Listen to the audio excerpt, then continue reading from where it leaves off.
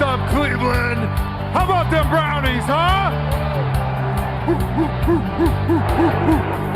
Here we go, Brownies. Here we go. Here we go, Brownies. Here we go. Here we go, Brownies. Here we go. Let's go.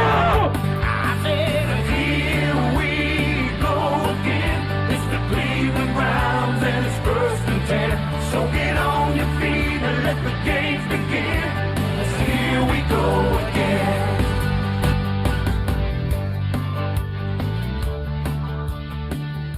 Hey, how we doing, guys? Welcome back to the Dawg Pound Pressbox, live here on Heart of Ohio Sports. I'm Nate Mullins, joined by my co-host Eric Hall. What's up? And we always have Greg the Wizard Kinn keeping us live and locked in. How we doing, buddy? What up? How we doing, guys? Doing, man. It's been a long week and it's only Sunday. Yeah. So it's like it's Brown season already, you know? It's weird.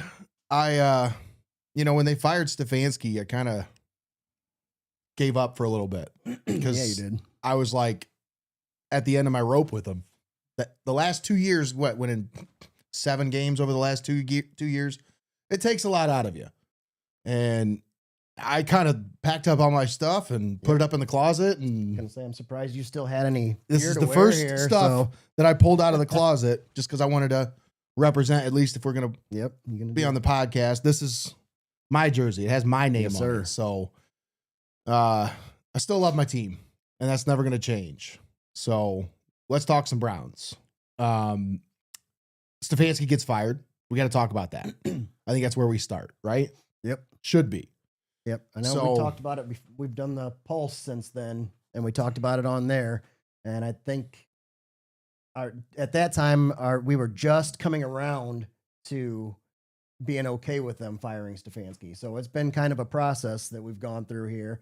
But no, I'm fully on board. I'm ready to start the Monken era. Todd Monken. So they interviewed a bunch of candidates. It came down to, I think, like 3 at the end. It was Udinski and then the Shieldhouse guy and then Monken.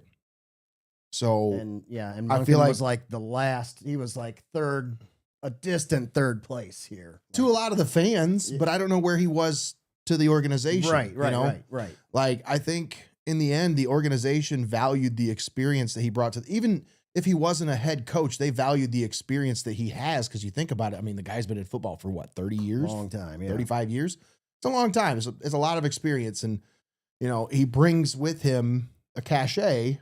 Because you think about all the coaches that have filled out that coaching staff, Yep. he brought a lot with him. Yeah, and a lot that other teams were coveting. So Yeah. yeah, and you don't really get that when you bring in a young guy. He doesn't have that Rolodex that Todd Monken has. So Exactly. that probably was very intriguing to the Browns that he could bust out that Rolodex and be like, "Here's who I'd like to fill my team with." The Browns ask Shieldhouse or Udinski that. They really don't have a lot of names they can say. And I feel like, a lot of Browns fans fell in love with the idea of getting the next Sean McVay or the next, the next big head coach. And I even was one of those people that I liked Udinski. I really thought that his profile fit what they said they were looking for, which was like, an innovative guy that, young, offensive up-and-comer. minded, and up and coming guy. Yeah, he that's had kind a of- lot of noise around his name.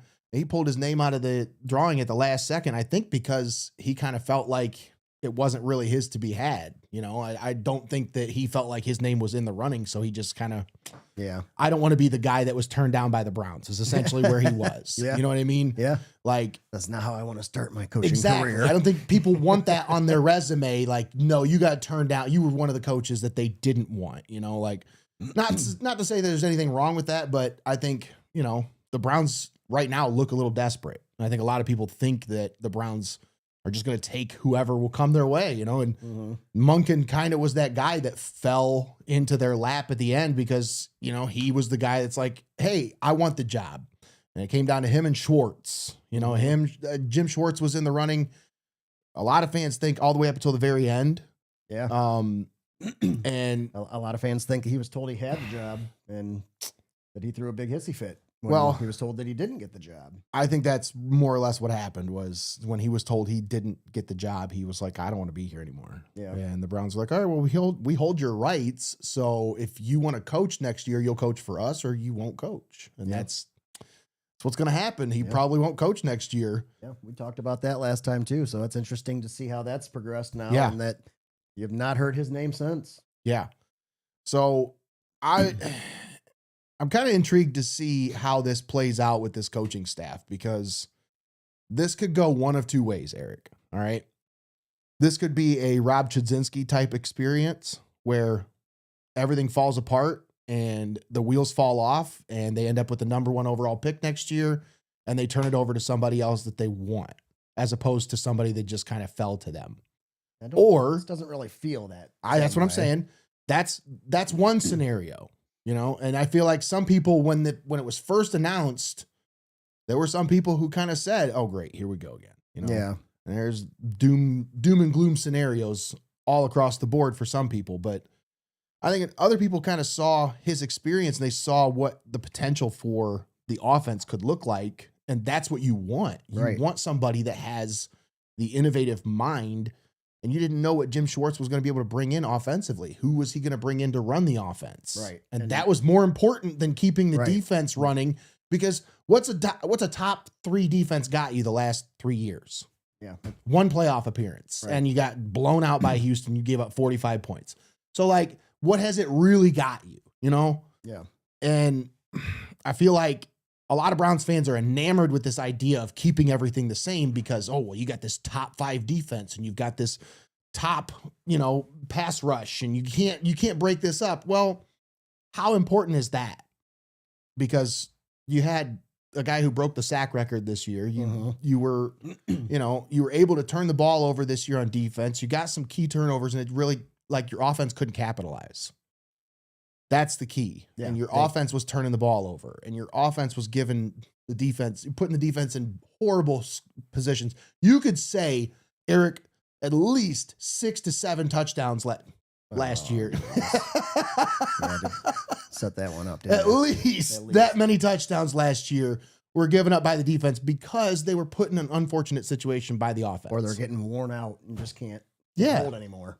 So I think that it was more important for them to get the offense right, and that's why Monken was the hire. Yeah, and they addressed that. They said this offseason is going to be about fixing this offense. Yeah. So, I mean, it shouldn't be too big of a surprise that they went the offensive mind instead of Schwartz. But I don't know, it was just because he was there. He had the good rapport and all that, just kind of caught everybody off guard, I guess, but it really shouldn't have. And when you look at it, when you step back and take a look at it, like I said before, we came around to it, and I'm still, the more I have time to think about it, the more excited I get about it. Yeah, and I think a lot of Browns fans were kind of in that boat.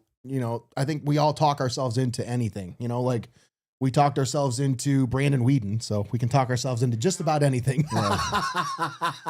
Nobody ever talked me into Brandon Whedon. When he got ran over by that flag, we all knew. I almost did. 65-year-old freshman. I was like, nope. Thank you for the sign before the season even started. Yeah, I just can't. We can't get behind this, dude. But anyways, no, I think a big step forward for this team was the coaching change. I feel like they did, in a sense, get it right because they got a guy who can fix the offense, but also, Eric, a little touch here. They got a guy who actually wants to coach Shedeur Sanders. And that was not exactly easy to find. Right. You know what I'm saying? Yeah. I think Shedeur gets a bad name and a bad rep because of his image and because of, the flash and the whatever.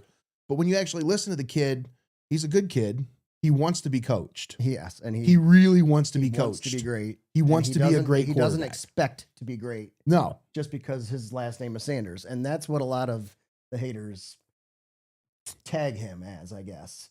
As just him he expects to be handed everything and that he's just going to be great because he's a Sanders or whatever. And that's, if you listen to him talk, that's not the way that he operates at all. Right. Well, I did like seeing the interaction with Monken and Sanders right after the signing, Yeah. The little dap up in the office. And Yeah, and the kind of toying at him like, we tried to draft you. We'll talk Exactly. about that later. And I wonder if they ever did talk about that later. Yeah, I don't know. But, I'm not sure. But it wasn't long after that Shedeur got him that. Did you see was it a birthday present or something that he got for him, or just a kind of a random gift that he got? Because The horse head. he got himself one, and he got Monken one. Quit Yeah. sucking up to the coach Yeah, trying to get that I mean- starting spot. But I got you a random gift, coach. Hey, coach, I saw this horse head and I really liked it, and I thought you'd really like it too, so I got us both one. Like, I'd be like, all right. I mean, and that's kind of what he was like, okay, thanks, Shedeur. he has a unique taste, and I'm not going to fault the kid. Taste, I'm sure. Well, I mean, you grew up with expensive taste and like kind of very bougie. Deion Sanders for a dad. You're going to have some expensive taste. Come on. No, Yeah, like- you're gonna be bougie. But yeah, I don't know. It was I don't know, some expensive ass horse head, like porcelain horse head from some other country. But seeing him interact with the coach, seeing that positive interaction, I think sealed it for some Browns fans that, Mhm. all right, this guy, I can get on board with this. I like this. I like this signing.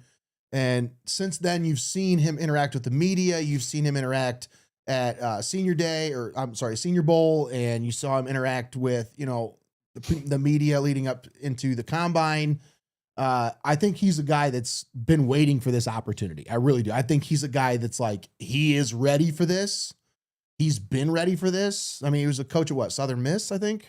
Yeah. Somewhere around there. Yep. And he was coach of the year in that league, led his team to a conference title. Like, he was a guy that led a team. And I think they were 1-11 before he took over? Bad before. And he Horrible. turned that team around. I mean, I think the second year it was a little over 500, I think, for overall. But it took them a little bit, but yeah, to take a team that had won one game and turn them around like that, I mean, that's what you're looking for with us, with the Browns. now I will say, I did not give the guy much of a chance because of this. He was also the offensive coordinator under Freddie Kitchens when Freddie Kitchens got given the head coaching job. Yeah, but that was a Chodzinski. That was a Yeah, that Chodzinski was- experience right there that for sure. fell That was a Freddie apart. Kitchens experience. That was a unique experience. That whole year was so weird. Yeah, That's the it Myles was- Garrett helmet situation. Oh, yeah. That's the Odell in the locker room and the drama. Whoa. What Miles Garrett helmet situation? What What are you talking about? I mean, the Mason Rudolph situation. Sorry. I was there. I know what happened. You were there. I was right there, too, man. I was right there. I remember texting you being like, so dude, great. holy shit. I remember Christy said, I got to go to my first NFL game and my first NHL game. All in one.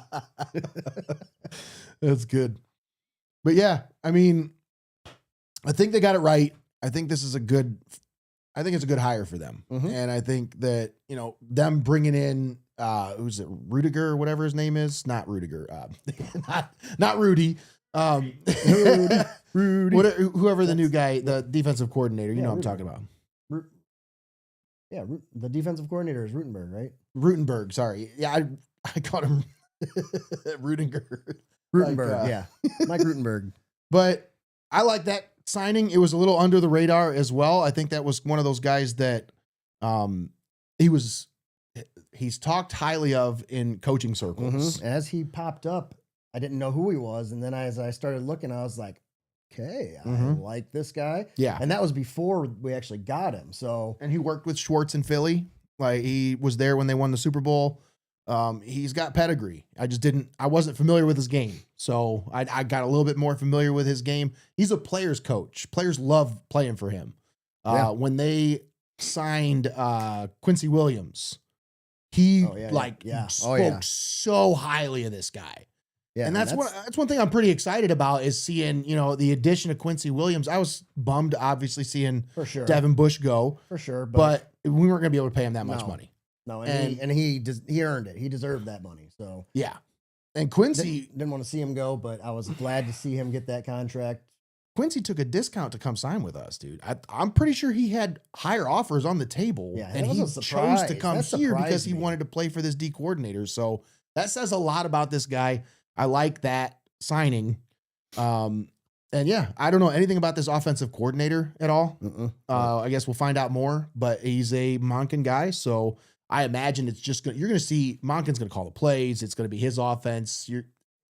It's very adaptable. His offense is not something that you can say, okay, this is a Todd Monken offense. It's more like, he's going to adapt his offense to his players. He always has. Right. Look at his work with Lamar. Go back to his work at Georgia and how he adapted to different quarterbacks at Georgia.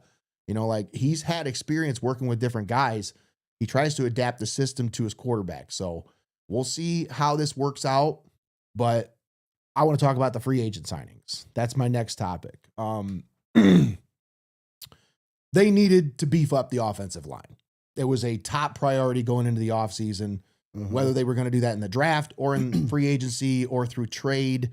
However they were going to do it, they needed to invest heavily, and I mean heavily, in the offensive line. You lost 4 guys. 4 of your 5 starters you lost. You go from right to left. You go Jack Conklin gone. They cut him. Knew that. That was coming. Wyatt Teller gone. Signed with Houston, right? I hadn't heard that yet, but I'm not positive. Don't quote me on that. But he was talking with Houston. Maybe he's still a free agent. Posick gone, and then we have not heard anything from Joel Bitonio. I have no idea what's going on. Still no idea. Still what's on going Bitonio watch. It's well, and crazy. they keep stretching that deadline out. I mean, I think it's the end of this month, isn't it? I thought we had already passed it. No, I think it's the end of this month. I'm pretty sure it's the end of March. On when he's owed or going to be on the for extra cap hit or something. Well, and I don't think they care about that. I really don't. I don't think they'll let him take his time to decide. Yeah. You know what I mean? They're not going to put him in a hurry because they want to save some money on cap space. If he wants to come back, they're going to invite him back. And if they invite him back, then you got Tevin Jenkins moving to backup position, and you've got probably one of the best offensive lines in the league. Yeah. I'm just saying, like they've got some dogs now. Yeah. And you've still got a big hole, a giant glaring hole at left tackle. At the biggest, most Huge important position. Hole at left tackle. But I still think they've got some aces up their sleeve for the draft day. I don't think that they're going to make 2 draft picks in the first round, Eric. You think they're going to make more or less? Less. I think they're going to trade out of one of those picks. I do too. Whether it's 6 or 24, I don't know. I think it's 24. I think they're trading out of 24. Maybe they trade down in the first round. Maybe they trade out of the first round. I still see him taking 2 picks. I can see him trading down at that first pick at 6. That's what I see happening. We'll get into that later, but I could see them taking a big swing taking a big swing, not a miss. I could see him taking a big swing. They've already done that with Deshaun. But I could see them taking a big swing and trying to trade for a left tackle as opposed to trying to draft one, because I don't think they want to. With Andrew Berry kind of being, I think this is like do or die. I think they are like all in on trying to win now. So you're not thinking they're going to. You may think they're trying to tank. You think they're going to trade for a left tackle? I think they're going to try to trade for a left tackle. And I think a name to keep an eye on is Trent Williams. Yeah, that's where I would go. That's the first name that came to mind. If he's even available at all, you have to make that phone call. How old is he getting now? He's about 37, 38. It's like we're always talking about him every year. Now, if you can get him for a second round pick, or maybe you package something else with a third round pick, maybe a second, a third rounder next year and a third rounder this year. Yes, I hope we aren't trading 6 for Trent Williams, but no, absolutely not. No, I'm thinking more along the lines of like the end of the first round, beginning of second round. Even if it's not Trent Williams, even if it's somebody else that's out there that's available. That maybe, you're not even thinking of. Another team has a left tackle that maybe is, it's 3rd or 4th year of his rookie contract that Andrew Berry might have his eyes on. I might not even be thinking of him. You might not be thinking of him. Right. But when draft day comes, they might pull the trigger on a trade, maybe even a 5th round pick for a guy that could slot in and be, a starter on day 1 and take the pressure off of the rookie that they might draft either at 24 or I feel 39 because like they want to take a receiver at 6. I really feel I think they'll stay at 6. I hope that they want a receiver at 6. I think they've got their eyes on a few guys at 6. And if they can't get one of 2 or 3 guys at 6, which I think they won't settle. Like I think they've got their eyes on like Carnell Tate's one of them, but I think he could be gone by 6. Mm-hmm. I've I've seen him go. He's starting to go anywhere. He's starting to turn into one of them that's going anywhere from 5 to 15. Tennessee could be a great landing spot for him, and they need a receiver. Tennessee has so many options they could go to improve their But team. they Like, need they're a in good receiver spot for this Caleb year. For Caleb Ward, they need Cam. Ward. Sorry, Cam Ward. I said Caleb Williams. They need a receiver for Cam Ward because with him, what do they have in Tennessee? Who does he have to throw to? Yeah, I don't know. So I think that's an option there at 5 for Tennessee. And like I think that if the Browns can get a receiver at 6, they can trade for somebody later, and you're not worrying about, we have to hit on this tackle at 24 because that's a crapshoot. When you get to that point in the draft, it's like you're hit or miss. You don't know whether that guy's going to actually pan out. Yep. Especially in a weak draft. This is a draft where I really see maybe 2 starting left tackles in this draft. Yeah, starting caliber left tackles. And that's the thing. And if you can't get either one of them by 24, then but there's some still good wide receivers that are going to be available at 24. So there's so many wide receivers, so though, Eric. You don't need another wide receiver in the first. You don't need 2 wide receivers in the first. If you can get one at 6, you can wait till 3rd or 4th round to take a wide receiver. Right. That makes me think that they're going to go lineman at 6 and then go back for that wide receiver at 24. But I don't know, the way that their free agents are looking right now. Yeah. They've signed linemen. They've signed a bunch of linemen. They've not signed a single wide receiver. Let's talk about some of these linemen. So they acquired Titus Howard in a trade with the Texans, gave up a 5th round pick, and then paid him a bunch of money. Gave him a 3-year deal on top of the deal that he already had. Hoping to get a new Iron Man. So, the guy hasn't missed a snap in 3 years? Yeah. I think 4 years? I thought he'd missed 2 games somewhere in there. But either way, it's been a while. A lot of starts, a lot of miles for a young guy. He's got a lot of miles. I say he's got a lot of work to do, he gives up some things, but he's decent. Yep. And he's available always. Yeah. He's always there. Another guy who's available always and always there was probably their crown jewel of the free agency signing was the Zion Johnson signing. Like I think he was the big fish that they wanted in free agency, and being able to sign him solidifies one of those guard positions, whether it's left or right. He's going to slide in. I think he's probably the replacement for Wyatt Teller at right guard. I think that's their vision. Yeah. Was let's slide him in at right guard. He's a mauler. Not that good in pass protection, but he does get some movement in the run game. If he can get his hands on you, he can move you. So like he's a good pick. He's a good pickup. Started 65 out of 66 career games. Like he is a guy that he's going to be on the field and he's going to stay on the field. And there's a trend. That's what you need. There's a trend here with these linemen they picked up. Well, and you think about it, Eric, what's the trend for the last 4 years with this offensive line? They can't stay healthy. How many different offensive linemen starting lineup for the linemen that we had? 100%. And here's another guy who played a lot of games, has played. He did have a little bit of injury problems, but you think about the impact that he's made over his career. Elgton Jenkins gets cut by the Packers, and within a day is signed by the Browns. That was our first pickup, I think. Yeah. Well, no, as their second pickup of the free agency signing, because Zion was the first. They signed him on day 1. Yeah. And then Jenkins, I think they signed day 2. But Jenkins was cut after the first day of free agency, and then the Browns swooped in and signed him. Yeah. Now, he played a lot of center, also played some guard for the Packers. I think that's... And from what I understand, from when I watched some comments after the signing, and a lot of Packers fans are saying his best position's guard. Guard, yes. So and that he filled in for center.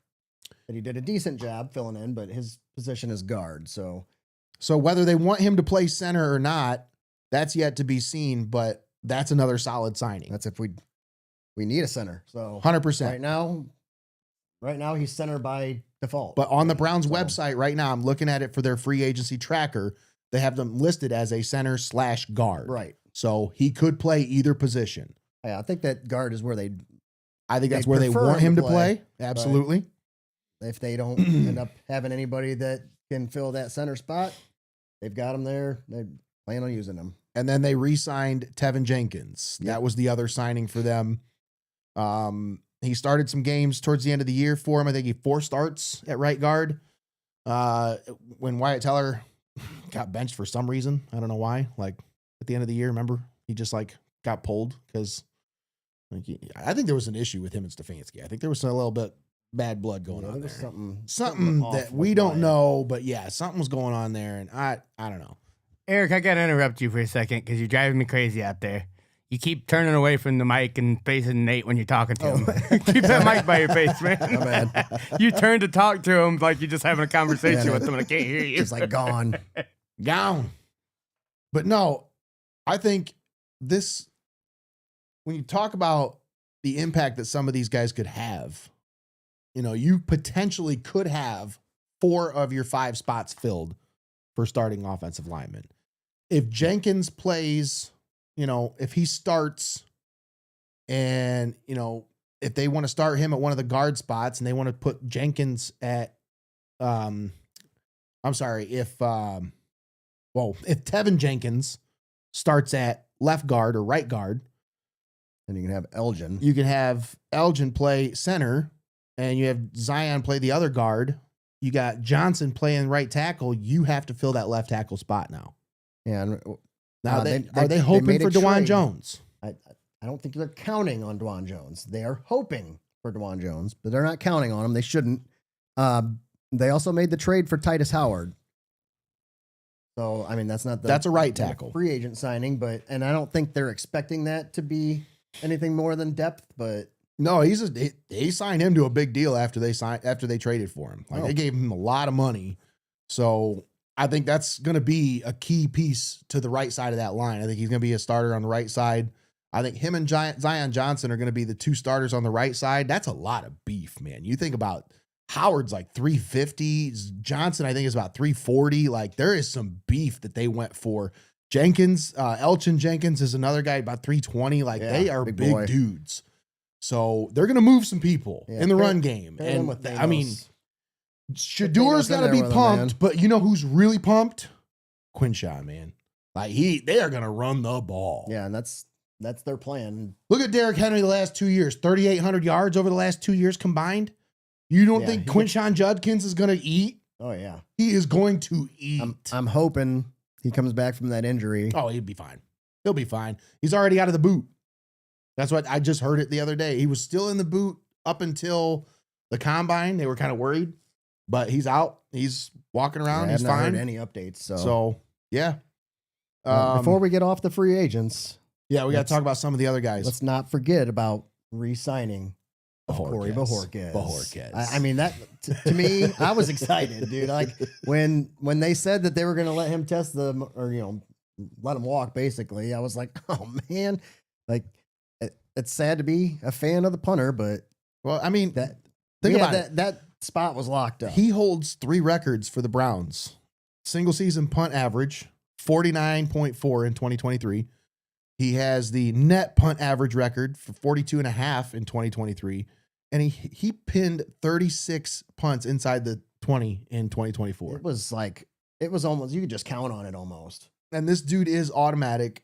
He's embraced Cleveland. Oh yeah. He's another one Oh, of those yeah. guys that you feel like with kind of like along the same lines as Joel Batonio. And Yeah, Yeah, he was a Wyatt Teller. Like the Wyatt I was Teller. going to say that because I Big- loved Wyatt Teller and the way he embraced Cleveland. Well, but and like, his whole family. It's like Yeah. the Teller family embraced and like Carly, his wife, yeah, is big on Instagram and was a big part of like Yep. Browns fans following her and her sharing, so and Bajorquez was the same way. And Yeah. their kids had grown up here and she Yep. has shared their kids' lives on, with social media and fans and everything. And they were really sad when they thought they were going to be leaving Cleveland. Yep. So it's really cool to see that he's coming back, and it's good for the Browns special teams. For that sure. He was the only bright spot on that special teams.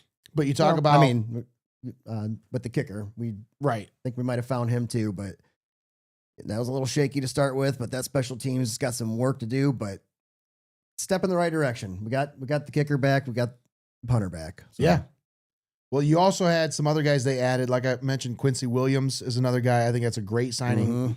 He'll be your starting middle linebacker. He was an all-pro, wasn't he? Yeah. I don't think he was. I think he was a Pro Bowler. I don't know if he was an all-pro. But he is another one of those guys that's an Iron Man kind of guy, starting 73 out of 78 games in his career. So he's going to stay on the field. He gets a lot of tackles in the backfield, 58 tackles for loss in his career. So got a motor. Yeah. And he's quick. He's rangy. They signed a tight end. I like the Jack Stoll signing. I think that's a good signing, good depth guy. They needed a third tight end, and I think he's going to fill that spot pretty well. I think they're still looking for that second tight end. I don't think he's that guy. I think he's the third, the blocker. We got the blocker in there. Yep. I think they're still looking for a second tight end. Blake Whiteheart, they brought him back. Maybe he fills that role, but I don't think so. I think he's more of like a depth signing, like a special teamer kind of guy. And a fill in if they need a third. I do like the Tylan Wallace signing. Like, I think that's kind of under the radar signing for them. I think that's one of those guys, and the defensive tackle they got from San Francisco is another one. Oh yeah. I like him too. Yeah. What's that kid's name? Kalia Davis. Yeah. I like him too. But this Wallace, he is like played for him in Baltimore. A little familiarity with the offense, but the special teams contribution that he brings, we've been missing that, Eric. Yeah. Like, I think they've tried to fill that role so many times. You go back to Travis Benjamin was the last real return threat they had. Yeah. But they've tried to fill that. You talk about who's the guy from Miami that they signed that never saw the field. Like, yeah. I don't remember his name because he only played in the preseason. Was from Miami too, wasn't he? Yeah. But anyways, no, I like that Tylan Wallace signing. I think that's a good signing. So they picked up a couple of backup pieces, backup safety who's more of a special teamer, that safety from Detroit, Daniel Thomas, and a couple other depth guys in the secondary. But I think they know what they're doing. They know the kind of players that they want. Some guys that got away. Obviously, we talk about Devin Bush signed with the Bears. Mohamed Diabate, I thought that was good depth him. piece, good special teamer. I really liked him. It's sad to see him go, but it's good to see him he'll get an opportunity with the Titans to compete for a starting job. So, and then Jerome Ford signed with the Commanders. Bye, Felicia. Let's see. They did tender. Never been a fan. They tendered Ronnie Hickman. So yeah. And then let's see. Schmidt got tendered as well. Yes, Wyatt Teller did sign with the Texans. And then Cam Thomas, another one I had to see him go. He went to the Falcons. Yeah. So those are the other guys that got away. But other than that, like, Real quick note here. Go ahead. Quincy Williams was named AP First Team All-Pro in 2023. So mark me corrected. All-Pro. Nice. Thought I had heard that. It's weird they wouldn't list that on the. Why wouldn't they list that on the website next to his profile? Because I'm on the Cleveland Browns website, their free agency tracker, looking at some of these, and you would think that'd be something that they would kind of throw in there, but whatever. So 3 years ago, it's in the past. Right. That was so long ago. But yeah, that's free agency is obviously still going on, but I think they're pretty much done with free agency. Yeah, you're not going to see much other than maybe a depth filler. Well, maybe post June 1st cuts. Yeah. You see who gets cut. You see who's available. Maybe you start looking at some of those guys, but I think they're pretty much done with free agency. I did see did you know they still have $21 million in cap room? No. I couldn't believe that. I saw that and I'm like, are you kidding me? How? I don't understand how. But anyways, a couple other topics I wanted to talk about. So JOK, can we talk about this? Can we just brush on this for just a second? Yeah, we don't have to talk extensively because there's not a whole lot of anything out there to really grab a hold of. But I did see on his story on Instagram the other day, he posted a picture of just the Browns facility. Yeah, no specific no time. context. Like just the facility. Nothing else, no context, no text, anything. and it stirred up some emotions with some Well, Browns fans. And I mean, and obviously. it comes right after the news. I think Mary Kay had put out a tweet or something about that that he doesn't expect to ever play again, and he replied on that, or like, he somehow news to replied me? and said, "Yeah, did I miss something?" So that got out Browns fans going, and then so at this point with him making this post, it's almost like he knew what he was doing by not putting any context with this. So I don't know what to think with it. Yeah, it's pretty crazy. And I think, obviously a lot of Browns fans want him to come back because the thought of him teaming up with a guy like Carson Schweschinger would be, I mean, come on. Yeah, that'd be it's nasty in the pretty middle. fun to watch with those two.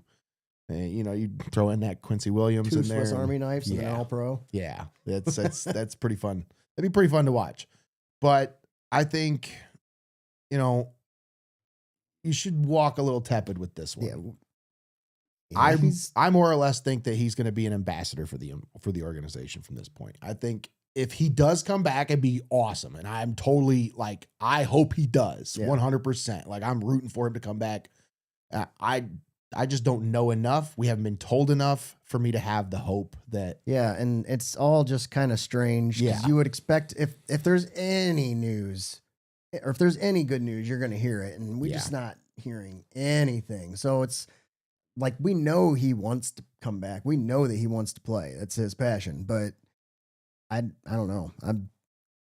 I would be surprised if we see him play again. Yeah, I think I'm on board with you. Like, especially, I know a lot of people shit on Mary Kay, but she is somewhat plugged in and she knows a little bit more than most of us give her credit for. Yeah. And I think that she might be onto something here. Like maybe she did hear a rumor, a rumbling that, hey, it's going to be pretty hard for him to make that comeback if he does want to try to come that's back. what we're all kind of thinking at this point when you don't hear any news and it's been a while. 2 years? Yeah, it's been a couple of years now. 2 years, so I think, since we heard anything. I mean, he got hurt at the end or the middle of the 2024 season. He missed all of last year, and we have not heard anything except for this update from the Browns facility that he posted.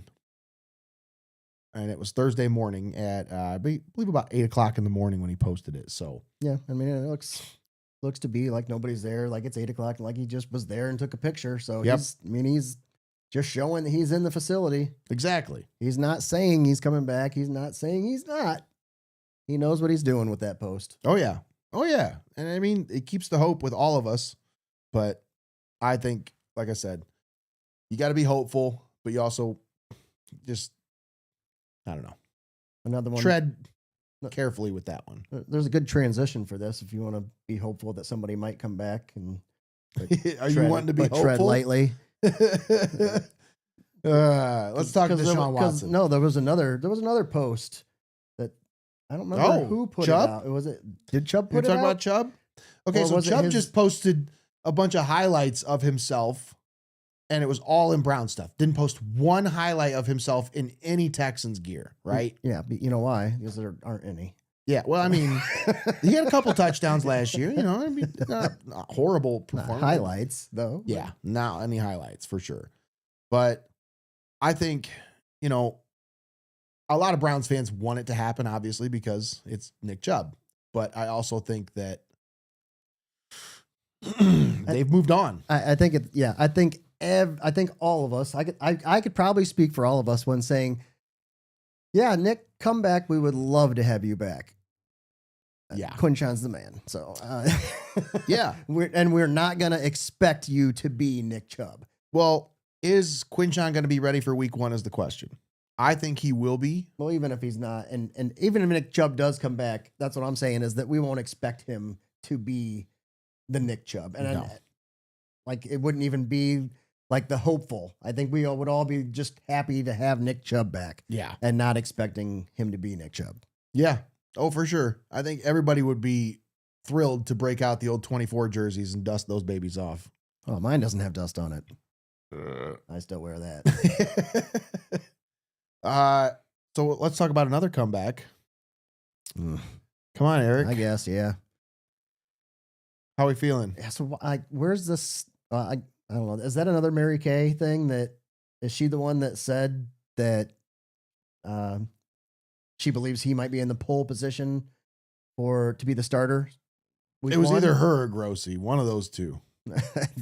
Grossi's actually coming Grossi. around to Shador. Grossi, is he? Okay. I think he's just doing it to get the aunties off of his back, but or maybe doing it to get Riz off his back. yeah. But I think he's actually coming around a little bit. So yeah. Yeah. But yeah, somebody put it out that they think that Deshaun is in the pole position to be the starter week 1 for the Browns. And I was like, where'd that come from? Like, what's that based off of? Right. Like, no, we have not seen the practice field. As far as I know, Watson hasn't even met with coach yet. We know Shador has because he was kissing ass a little bit, but as far as I know, Watson hasn't even met with him yet. So, like, I'm not sure where this is coming from that all of a sudden there's a leader in the clubhouse. Well, Watson's in the facility, and we know that because he's posting videos, he's posting pictures. Whether those are dated or not, nobody knows. But, like, if he's posting videos that you would think they'd be recent, and if he's in the facility, you would think that he's already met the coach and talked with the coach and had some discussions with this coaching staff. I think that you can't rule it out. I don't think that they want it to happen, but I don't think they're going to block it from happening. Heck no. I think that if Watson separates himself in the offseason, if he shows up and he proves that he's like the all-pro quarterback that they traded for, then great. And that's what I'm saying. Like, I think that's what they don't want to happen in one sense, because they would much rather have Shador separate and just be the guy and hand him the keys and just, but I think it's kind of stupid if you ask me. I really wish they just ripped the damn Band-Aid off. Like, look at what the Dolphins are doing. Taking $175 million dead cap hit this year so they can reset and just start over next year. Yeah. And they're still keeping pieces. I mean, they still have Devin Achane. They still have other guys on that team. They still have little pieces that they can build around. I'm not saying that they're going to win any games this year. They might go winless this year. Yeah, they might go 0-17. Pretty bad. But I'm just saying, if the Browns would just be smart about it, they'd have ripped that damn Band-Aid off and cut him last year. Pushing it down the road. But they keep pushing this can down the road, and that makes me believe that they're going to keep giving him opportunities to win this job. Not because they necessarily want him to, but because feel like they want have to see some return on that investment. And they don't want to keep looking like they have egg on their face to the entire league. I think everybody in the league, not just in the league, Eric, everybody in sports, everybody who's a sports fan in general thinks that's the worst trade and contract in any sports history. Because not just the NFL, any sports. Yeah, because it is. It was terrible. Like, from execution to how it worked out to like you went above the Ricky Williams trade. You went above the Herschel Walker trade. You went above, like, some of these trades were so lopsided for other teams. Damn it. There's a 3-run dinger. You went just like, there's so many bungled trades in the history of the NFL that have been made, and you now have made the worst trade in NFL history, and then you trump that by making the worst contract signing in NFL history. That's what I was gonna say. This was layered with bad. 100%. There was the allegations, there was how much you gave up for him, and then there was how much you gave him once you got him, and then there was him not even getting to making it on the field, and when he was on the field, not being any good. So I mean, it was just, you just keep peeling back these layers, and it is just bad upon bad. So when you look at it from an outsider's point of view, everybody that's a Browns fan is probably like, I don't know why they're even talking to this. Like, why are they even entertaining the idea of this guy being a starter for us again? But when you look at it from the Browns, like, organizational standpoint, that owner spent a lot of money, Eric. And they're kind of handcuffed with it right now. So, I mean, if They want to field You any already kind of a competitive you're team. already paying him. He is a veteran on the team. He's filling a spot. That's why he's here. Why would you not? If he's gonna That's what show I'm up saying. and show out, why That's what would I'm you saying. not put him on the field? I wish they'd have ripped the Band-Aid off, but if they are not going to do that and he's still on the damn team, Then you got to then give him. why a shot. wouldn't you give You him a have chance to win the job? Yeah, And if he does and he wins the job and they win games, then what, Eric? that's what they don't want to happen. I don't think any Browns fans wants that to happen. I don't think any of the Browns front office wants that to happen. I don't think Todd Monken wants that to happen. No. So that kind of And that's why I'm that still alone makes scratching my head going, why are Yeah. they even entertaining the thought of this guy getting a shot at being the starter? Unless they saw something in him with the way he interacted with Shador when he came back from injury and the Shador started that game. You remember those few games where he was... did say that Deshaun was a huge help to him. If that's the case, and that's why he's being left on the roster, and they want to use him as a mentor, backup, and maybe, if he needs to come in, he can come in, then great. That's fine. You got a $230 million backup on your team. And I think that's the case. And I think they are telling him that we want to have a competition. We want you guys to make each other better, push each other, make each other better. But I think in the end, they're really trying to just have him be the mentor. Yep. Now, Yeah. whether they've said that to him or not, I have no idea.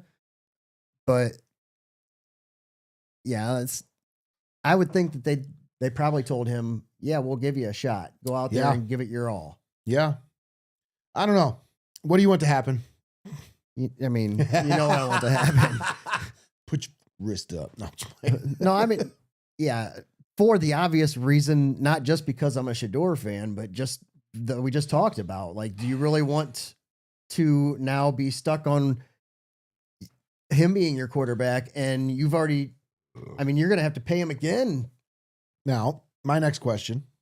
If Shador goes out and say they go 5-12 again, Eric, and Shador starts all 17 games and he has the same kind of projection he had, say he throws, you project that out over however many games and he throws, 15 touchdowns and 20 interceptions, right?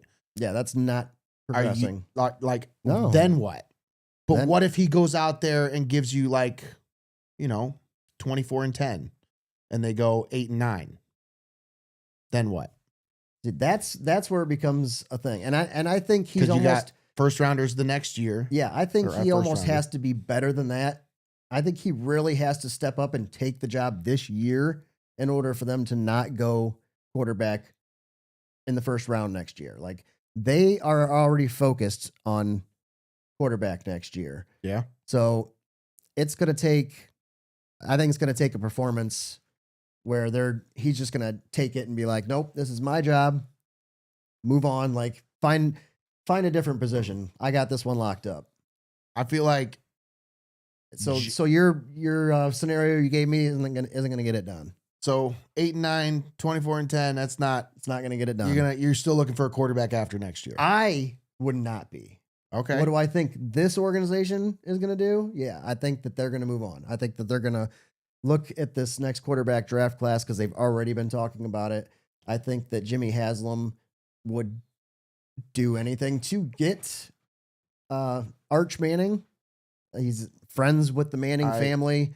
Yeah, he's would pretty tread lightly there. Yeah, but he's yeah. pretty he's said that Oh, I know. I'm just. that he would bring Arch here. So I'm not sold, but yeah.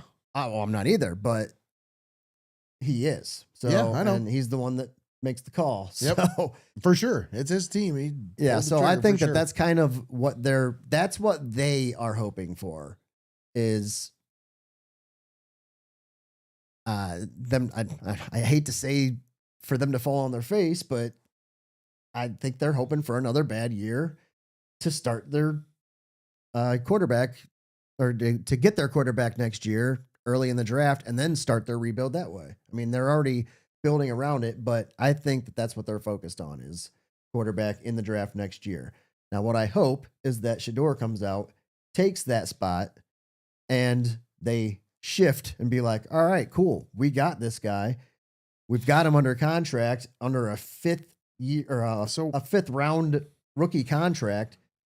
And let's build around him. That's what I'm hoping for. But so essentially what you're telling me is he has to at least win 10 games and he has to be better than just okay. I think he's got to be better than good. He's got to be great next year. I think he's got to get them a better than a less, or if he gets them a top 15 pick, they're gonna be like, all right, cool, we'll move on. Okay, I think that's a good, fair enough. There's a good range right in there. If you got enough wins that you're going to be the 16th or above pick, then all right. Maybe it's going to take a little more to get up to where you're going to take Arch Manning, and it's not worth it. Maybe it's worth seeing what you got in Shador at that point.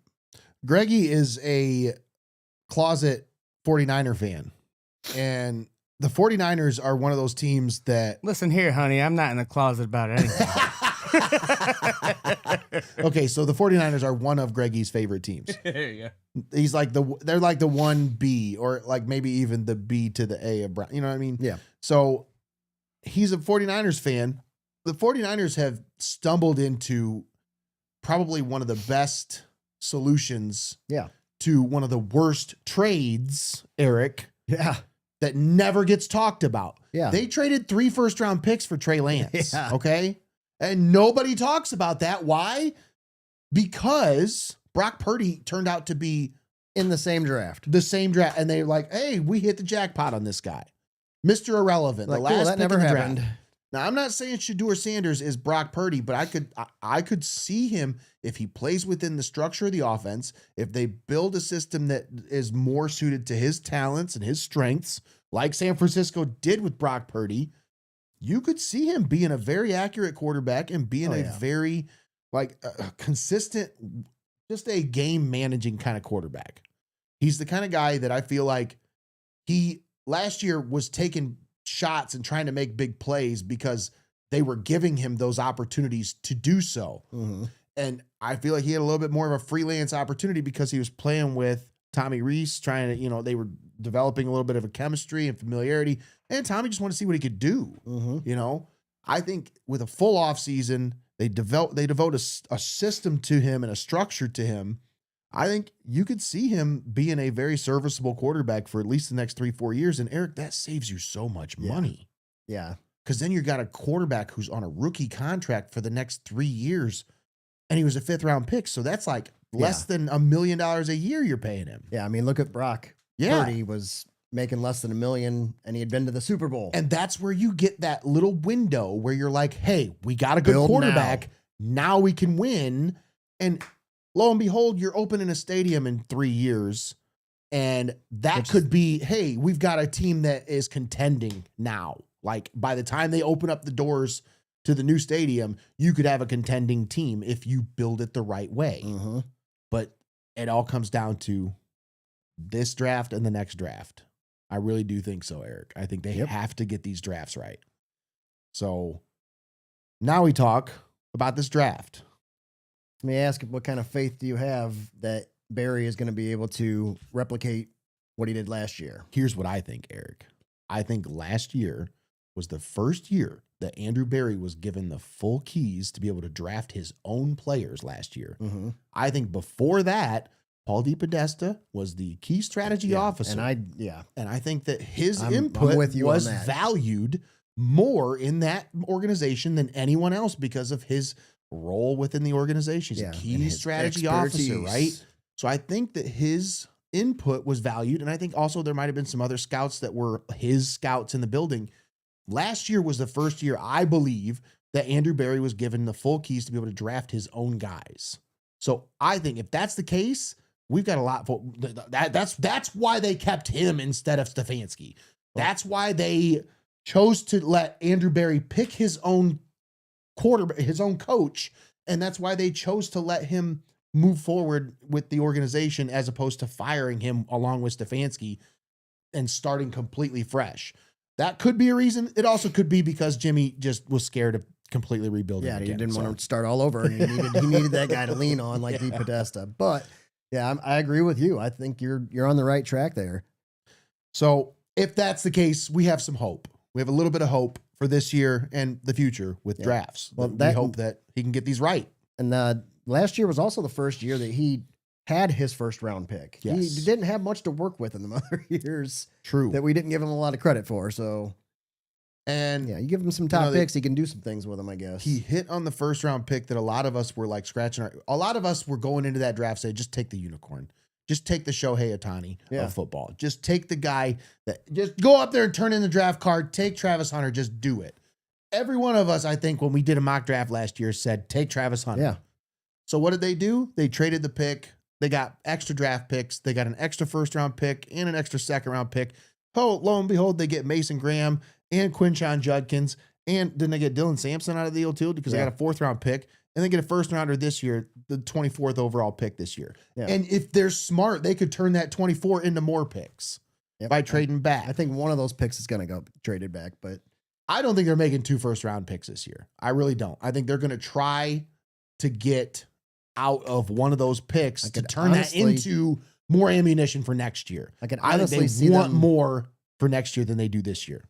Trading back at 6, and then trading out of the first round on top of it. We could see that even. I could see them trading back from 6 to like 10 or 12 or somewhere around in there, that area. You know, a team to keep an eye on, Eric, honestly, is like Dallas Cowboys. They have 12 and 20 in this draft. Mm-hmm. And they really wanted Myles Garrett. So you think Jerry would go for Myles Garrett? I don't know. Like, there was somebody that had some rumbles that about why the Browns restructured his contract. That was a big talk. And then owners meetings today, actually, right before we started up the podcast, I was reading that Andrew Berry was putting that to bed again. That's second year in a row he had to do that. Not the reason that they're restructuring, and they are not going to trade him. But it's just weird they are restructuring a contract they just signed him to last year, Eric. Yeah, and then it's weird that the only real positives or the only real reasons to make it are that it makes the trade easier to yes and no to happen. It does give them some cap flexibility this year and next year. It pushes a lot of the cap hit to the final 2 years. I think his cap hit for the last 2 years got moved up to like 50-some million for those last 2 years because of this. It gives him a lot of the bonuses up front, so the cap hits don't. I thought that's all it was, but they moved the time that he got the bonuses. Like, instead of getting his bonuses at the beginning, he got them 2 months later or something like that. Yeah.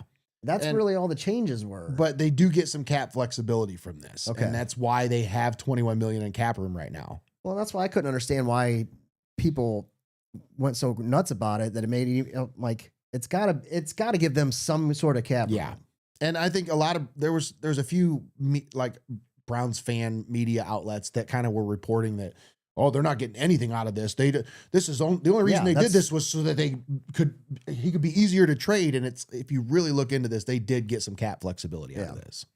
So it makes sense, because you got to think, man, they're taking a big cap hit this year, a huge one not just Deshaun Watson, but you got a couple other guys that are on dead cap hits this year as well. Man, they're just getting shelled. Lighting them up right now. That outfield is struggling. Yeah, Saccone is not having a good start to the year here. But anyways, yeah, I think if I'm the Browns, that sparked a lot of debate. Can we talk about this for just a second? Like, how stupid would they be if they traded Myles Garrett? That sparked a lot of debate, though, and like the Cleveland media about, would you trade Myles Garrett? So basically, would you trade an A+ for 5 Bs? Absolutely not. Would you take your A+ off your team and put 5 Bs and be better? If you can guarantee me those are all Bs, then absolutely. But you can't guarantee me those are all Bs. That's the problem. It's like they're like, hey, what's in the mystery box?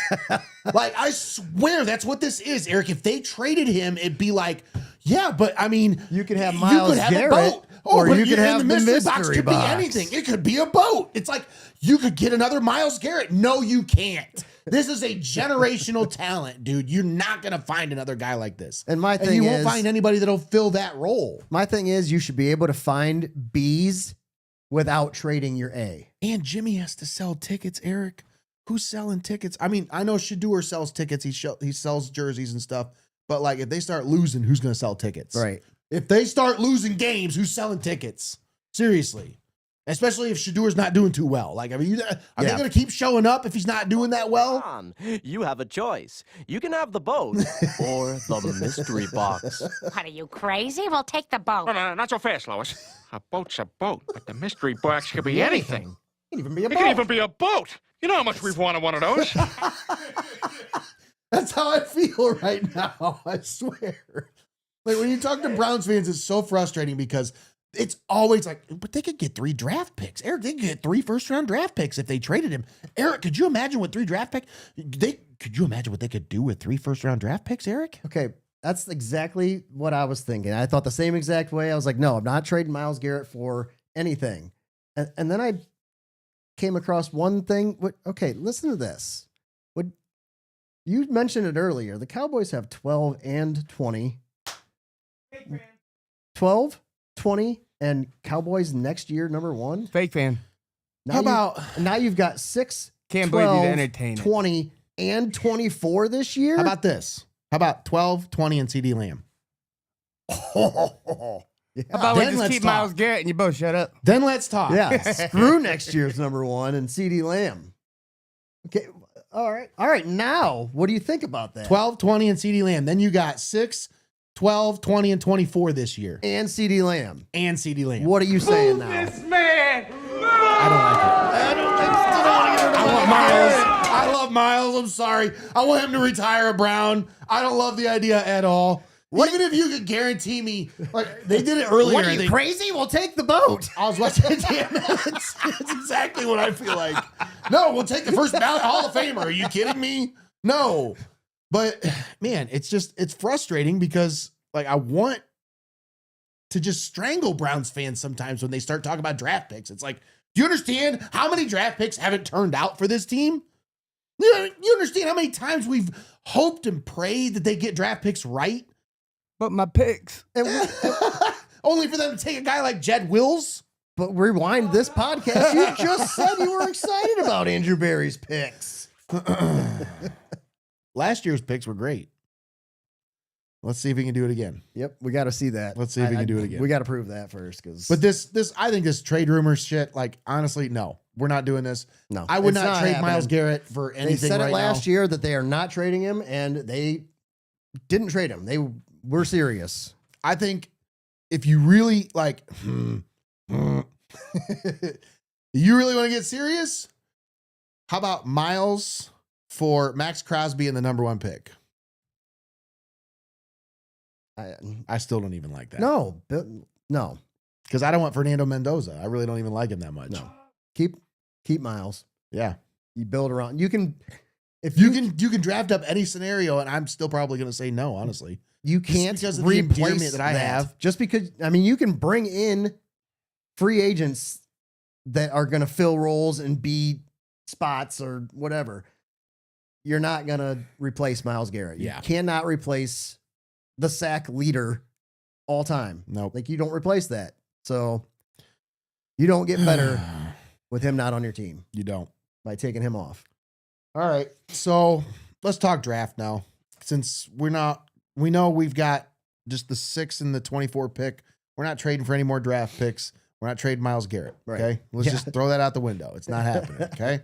So now Browns have pick number 6. Let's talk for just a minute, and then I want to do a little bit of a mock draft here. Now, I'm not going to pull this up on the screen or anything. I'm just going to do it here on my computer, and we'll Yeah. just kind of talk about it a little bit. But I just want to Yeah, we don't have to get go too over in-depth. scenarios with you of what could end up happening with the Browns at 6 Yeah, I and mean, that's- possibly at 24. I just want to say, too, that's the kind of stuff that we could do if we get more viewers and people want to tune in Mhm. and comment and stuff. Like, we can do those kind of Yeah, things. I'd but I'd like. Well, when we do talked the about it. draft, we're doing a show for the draft, and I'm gonna try to do this more often. I want to do more shows, more of this Dawg Pound Pressbox Yep. stuff. I really want to get more involved with doing Browns content, and I think if we get more viewership and we get more engagement with our viewers, it's going to encourage us to want to do more stuff like that. Mhm. And we could even do like a interactive mock draft. You know, Yeah, that would be great. We talked about that when we were trying to set up something for this show tonight, and it started getting the wheels turning of some pretty fun ideas we could do. for sure. But yeah, like we need the viewership and we need the interaction. So we're going to go through the first round of the draft, the second round, and the third round, just up until the Browns pick. So We'll select their picks. we're going to select for the Everything else Browns is auto-selected. based on who's left. We're going to let it's the PFF.com mock draft simulator. We have a PFF membership, so we're using that for the mock draft. Eric, let's just talk 6. Where they're sitting at 6, there's a lot of names that are being tossed around. Browns fans obviously want Carnell Tate. I think, I'm one of them. wide receiver is a big hole on this team. They didn't really make a big splash in free agency. They didn't make a big trade. So I think that's probably the angle they're going to take at 6 is wide receiver. I do think they value that position. At least I hope they do. And if they do value that position, they have to upgrade because they consistently drop. They led the league in drops, I think, from the wide receiver position. Mhm. They were last in the league in separation, and they can't get open, and that's the problem for Shador. You need to get him some That's the weapons problem who for can any get quarterback. open. Separation is so key in this league, and if you have receivers who can't separate, it's just not going to happen. And that's what Carnell Tate does. Exactly, and he wins contested battles. Like he's a guy who can go up and high point the ball. And he does not drop it. And I well, mean, this everything that last you- year he didn't. The year before he had some issues, and I'm glad that he really worked on that. Mhm. And he 94% catch rate within his radius. Like he's an animal, dude. He's a Yeah. freak. So everything that you said that we need in a wide receiver is Carnell Tate. Mm-hmm. Now, there are some other guys who could be available there that might be intriguing. Maybe the Giants go wide receiver and they take Carnell Tate at 5. I've seen that. Maybe mocked the a few Titans times. take a wide receiver at 4. Maybe the Jets go wide receiver at 2, Keyshawn Johnson route. You never know what could happen. I don't think Carnell Tate is talented enough to go top 3, but I definitely think he's in the conversation for 4 and 5. Yeah. I think Titans at 4 and Giants at 5 could be good landing spots for him, especially with Cam Ward in Tennessee and Jackson Dart in New York. They want to get those kids some weapons. So I think that'd be a great landing spot for Carnell Tate. I think it's definitely something to keep an eye on. So if you're a Browns fan and you got your hopes set on Carnell Tate, I'm telling you, like, he might not be there. So you might have to start thinking about alternative options. There are other players that are out there that could be available. Eric, are you like 100%? We have to take a wide receiver at 6? I am not. If Okay. Carnell Tate is gone, All right. I don't go wide receiver at 6. If Now- Carnell Tate is gone, do you trade back or do you stay? That is where I'm either looking to see which tackles are there, or I'm trading back. And I might even still be trading back while looking at the tackle. Okay. So I think if Carnell Tate is gone, and that's assuming that they value him like we are. Yep. If Carnell Tate is gone, I think you see a trade back. And you could see a run on receivers, Eric, because receiver is such a valued position. You look at Jackson Smith and Jigba, the impact he had on the Seahawks last year.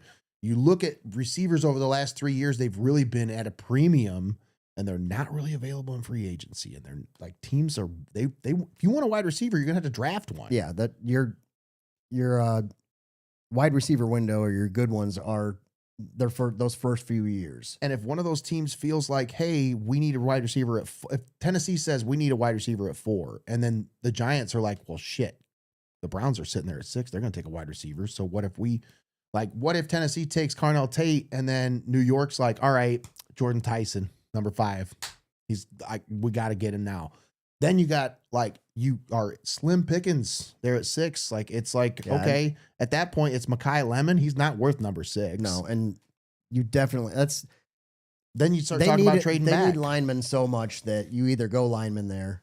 If the wide receiver's not going to fall to you, you take that. Then they're leaving you a lineman basically. Yeah. So But we can get into all these scenarios and all that stuff. We can talk about everything, but I think we get into this mock draft. I want to bring one last what if. Okay. Is there any scenario where one of those big defensive players is there and the Browns turning the card on one of them? Caleb Downs or Bain? I don't think Bain. No, I don't think he would be because I'd see him as a 3 technique, man. I don't see him as an end. I don't see him as a rush end. I don't see him as an edge rush. If he is a 3 technique and a 4-3, he is a fucking nightmare. That dude's like Aaron Donald, dude. Like if you could put him inside and make him a 3 tech, he would be, I mean, unstoppable. The way the power he works with, the force that he. But the Browns don't need that. They just drafted Mason Graham last year, so I don't see that as a need for them. Well, let's go like Bain isn't. Stick with Buckeyes then. How about a Sonny Styles or one of them? One of the top defenders are there. Styles, I How don't floored think that's a are guy. you? How floored are you? Just With any Schlesinger? defense. Any defense. How floored are you if they go any defense with that first pick? I think Downs is the only guy I'd be like, yeah. Like, Yeah. I think that's the only guy that I would be like, okay, let's do this. Maybe the kid from Texas Tech, but that would be, I mean, you're talking about like investing so many resources into the defensive end position. That kid, though, is, he could be a generational talent. Like his pass rush win rate last year and the year before, he is a dominant pass rusher. He can get after the quarterback, but I don't think the Browns need that as much as if they are really best player available, top player on our board, we're going to take him, and Bailey's sitting there at 6 and that's their guy, then, you know, that's ridiculous. You talk about a nightmare defensive line. Yeah. That would be just absolutely nightmares for any offensive coordinator in the AFC North. Yeah. But I don't think that's a question. I think Downs is the only defensive player that they would even consider at 6. And I still think that's kind of a reach for him because I saw some mocks have him going all the way down to 12, 13, 14. Yeah, there's that injury concern. Yeah, well, I don't The- think that's the- a concern. I really don't think it's as big as people are making it out to be. But Yeah.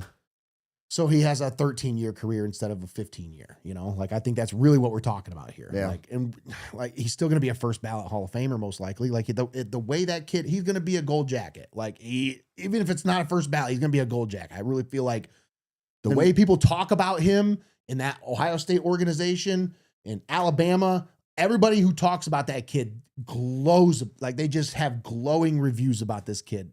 I don't see how he's not a hit.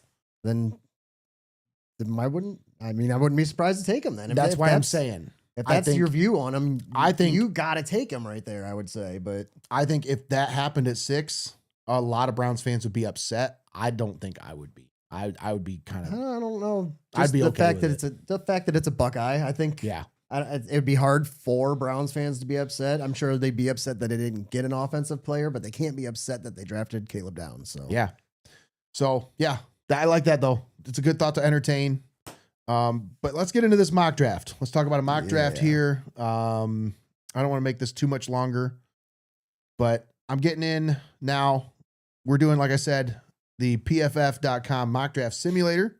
We're letting them pick for the other teams, and then we'll be we're making going to pick for the Browns. So we'll see how this goes. Let's see. If Mendoza doesn't go 1, we're just going to start over. Just go All and right. don't even use PFF.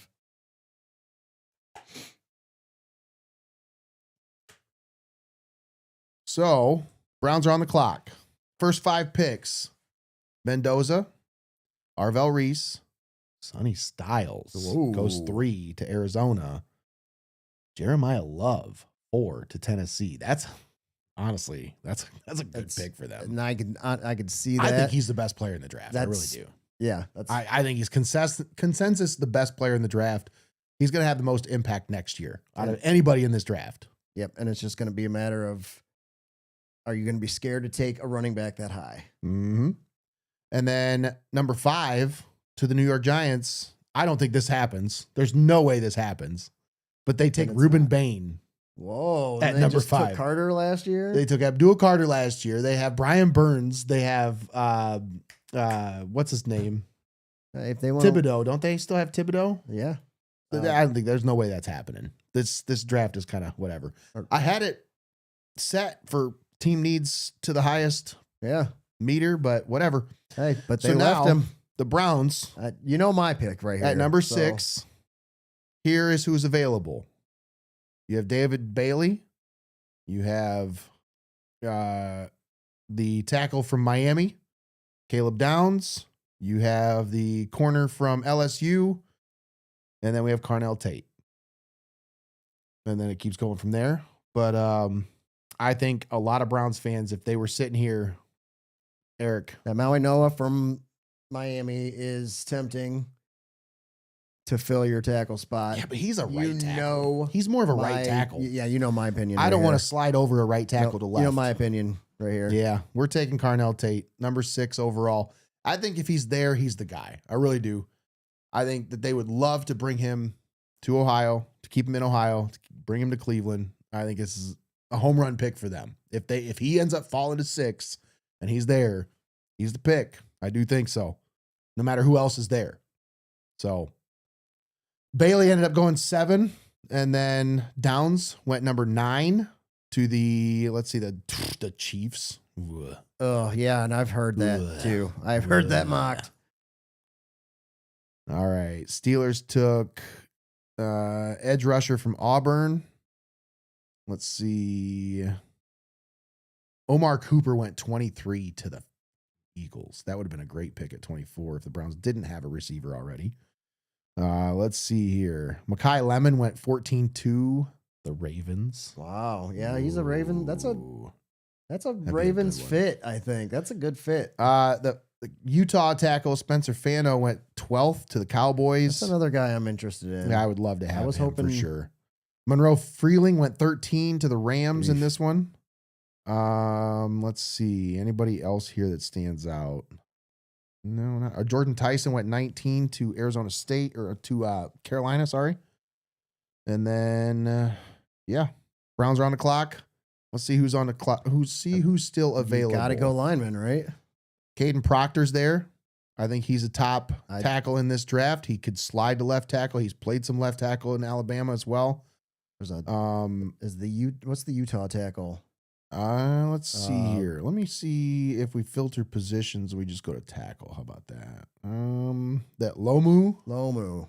he's still there, but he might still be there at 39 if you wanted to hold out and wait.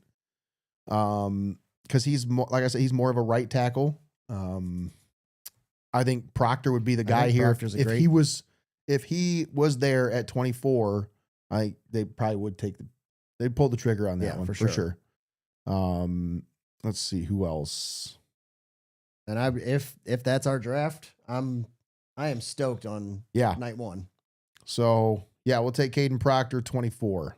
So there you go. Your first 2 draft picks, Browns fans, Carnell Tate and Caden Proctor. The tackle from Alabama. Yeah, to me, that's I'm gonna let Greggy pick this next one. a hit. Greggy's like, wait a second, I don't know any of these people. I don't know. Yeah, I don't know enough about anything to be picking nobody right He doesn't now. have a list. I gotta do in my front of him. studying still. Now, this is where it gets interesting because now you've filled both wide receiver and tackle positions. You essentially have filled that left tackle position with Caden Proctor. He's a very young, talented player. Mhm. And you filled the wide receiver hole with what you hope is your number 1 receiver in Carnell Mhm. Tate. Could be a number 2 next year, opposite Jerry Jeudy, take some pressure off of him, and then slide into the 1 eventually, a la, maybe like a T. Higgins kind of role for him Mhm. at first. But I think the Browns could still go wide receiver at 39. They could also look to upgrade anywhere on the offensive line.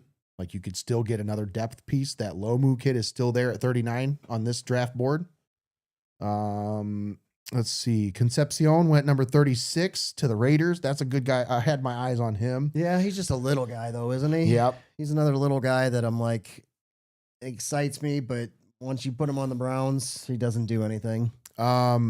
Ty Simpson went 33 to the Jets. First pick in the second round was Ty That would Simpson. Probably actually be a really Yeah, that'd be a good good pick spot for them. for him right Yeah, there. for sure. Caden McDonald went 28th to the Texans. That's a guy that I would probably have my eyes on if he was there at 39, but he is probably going to be gone by then. Let's see. Denzel Boston went 30 to Miami. That's another guy that I'd love to see in a Browns just going to uniform. ask you if he was still available. I would. I'd love to see him in a Browns the uniform podium for sure. But yeah, Let's see here. Let's look at the wide receivers available. You got Chris Bell from Louisville. You got Bernard from Alabama. Nobody really worth taking this high. Like you've got a lot. I love that. I'm telling you, that Bryce Lance dude from North Dakota State is a specimen. You watch that dude play. If that translates to the NFL, that dude could be, what's the Christian Watkins from Green Bay? yeah. He could be him, but a healthy version. Like that's the kind of playmaking abilities. He's 6'3", big guy, can stretch the field. I'm intrigued by him. If he could be there, late in the or early in the third round, that could be an intriguing pick. I really like that Surratt dude from Indiana too. I love his game. Yeah. The way he plays, he's physical off the line.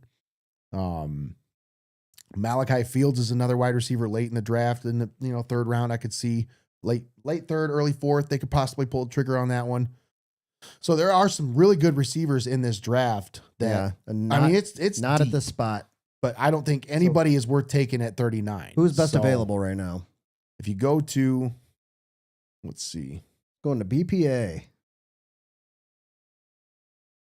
best player available right now is Caleb Lomu. Then you have That's who I brought up earlier. defensive too. lineman from Texas Tech, Lee Hunter. You have an edge rusher from Missouri, Zion Young. He's actually really talented. I wouldn't be surprised to see them take an edge rusher here. That would be a pretty good pick for Yeah. them if they could get it. But I don't think they really want to invest a high pick in an edge rusher right now, just because they have some other holes to fill. But I think if you're going to take a pick here, Eric, Lomu Yeah, it's not a sexy pick. is but not a bad pick. If he fell to 39, that's a guy that I think they would definitely entertain the thought of. Another guy, Jennings Dunker, that kid with the redheaded mullet from Iowa. Oh yeah.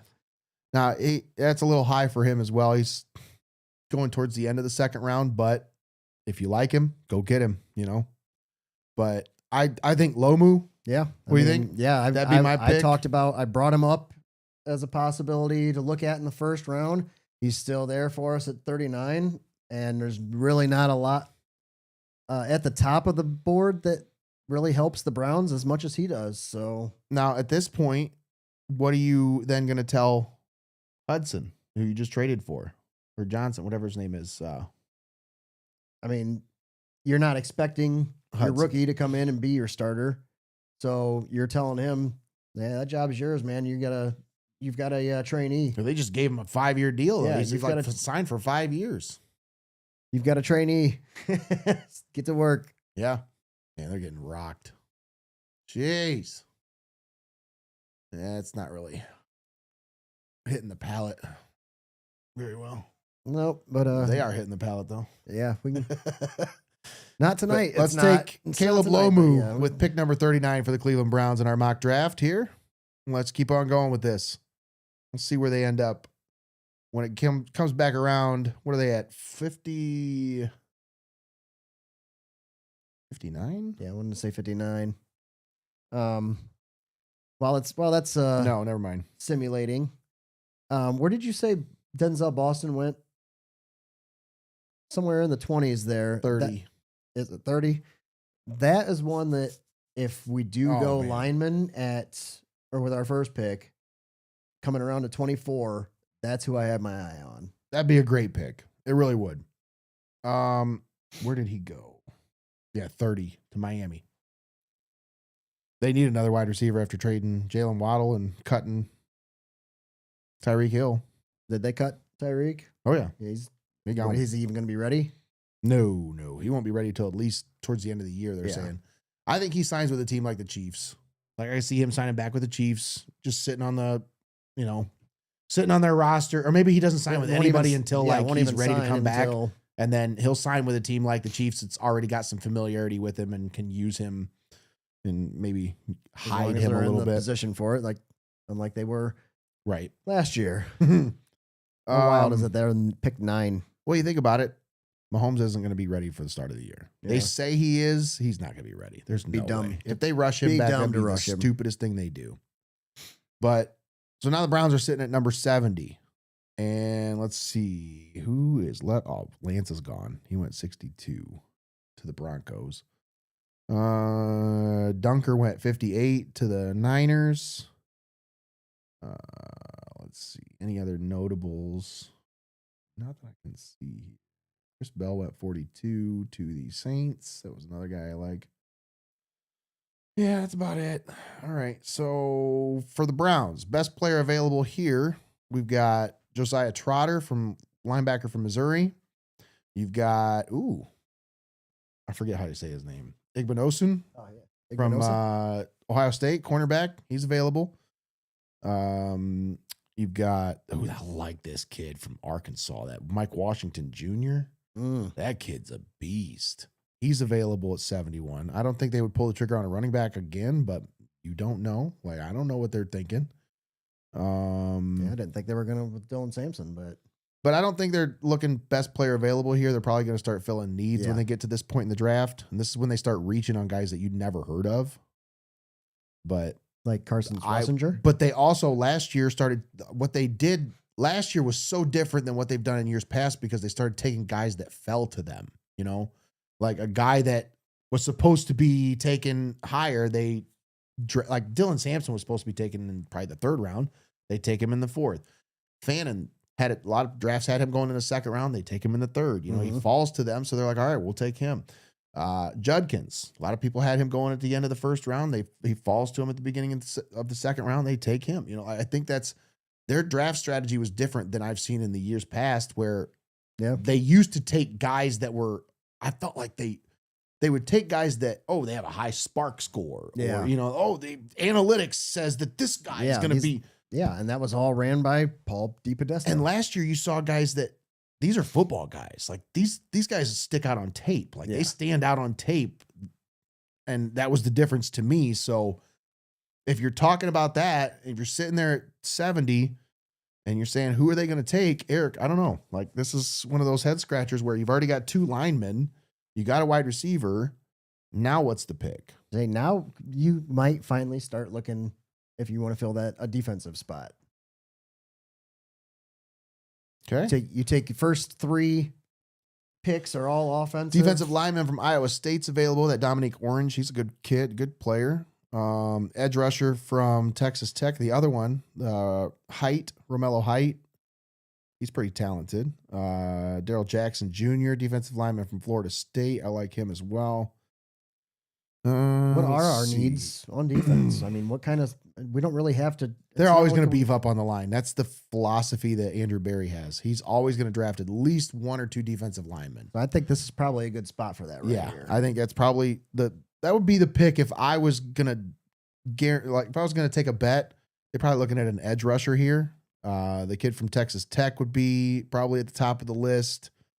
Either an edge maybe rusher even or a just some beef. maybe even a safety. The one from USC is available here. That Kamari Ramsey, I like him a lot. Yeah, the safety was the other spot that I was going to ask about, but or corner.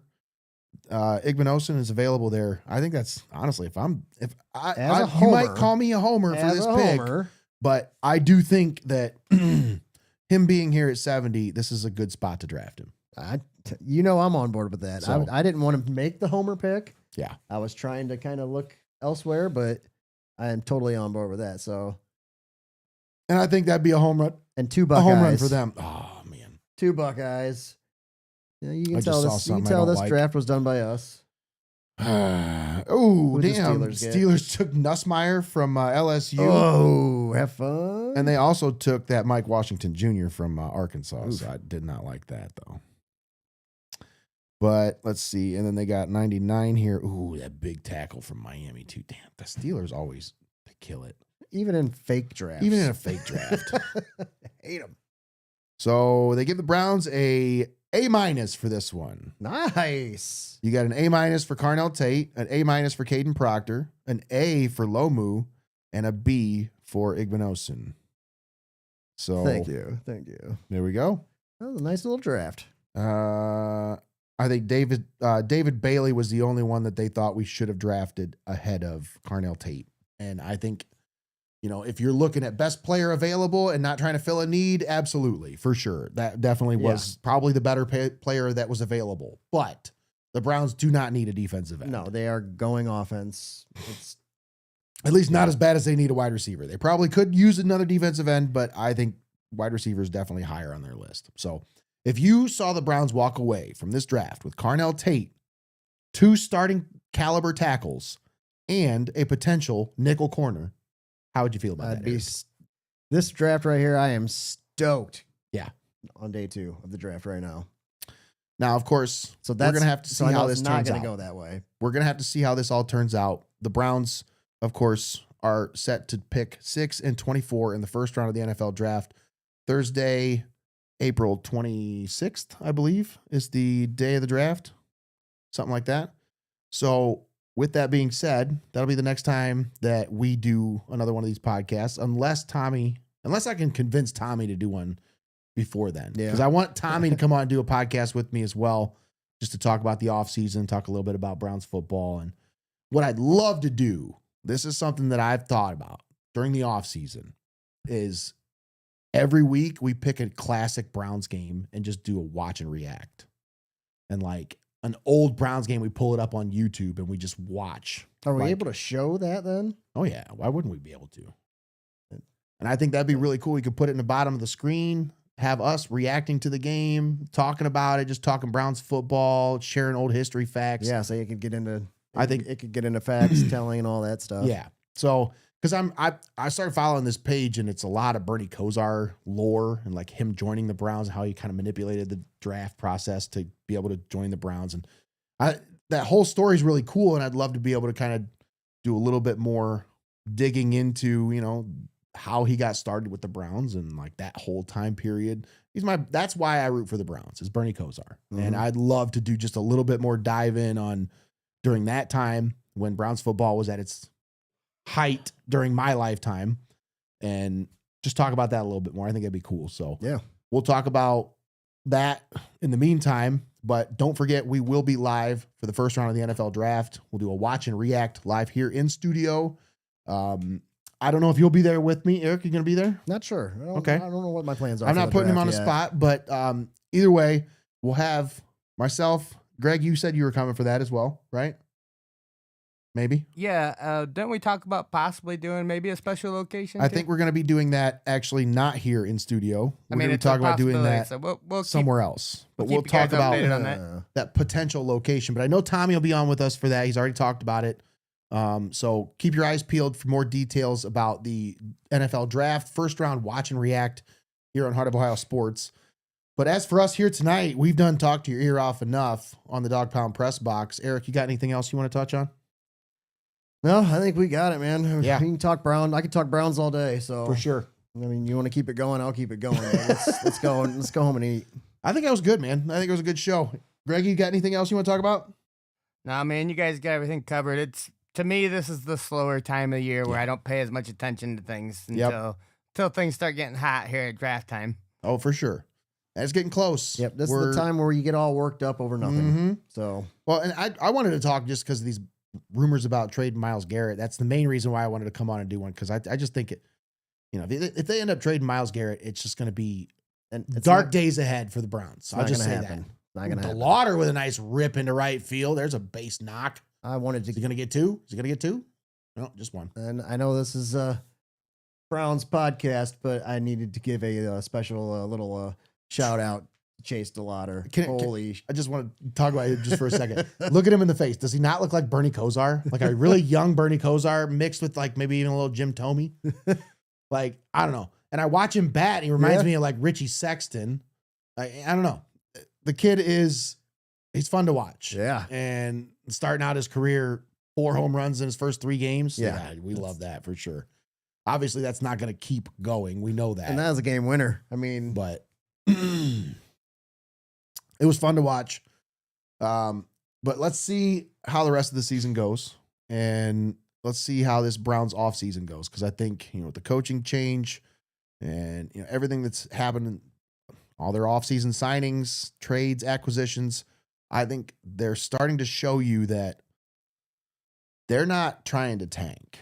Everybody might think they're going for Arch Manning next year, but this isn't a team that's going to tank. I think they're going to try to win some games this year. And I think you'll see more. We'll talk about this a little bit more on the next episode. But as for now, I think we're done here on the Dawg Pound Press Box. For Eric Hall and Greg Kinn, I'm Nate Mullins, signing off.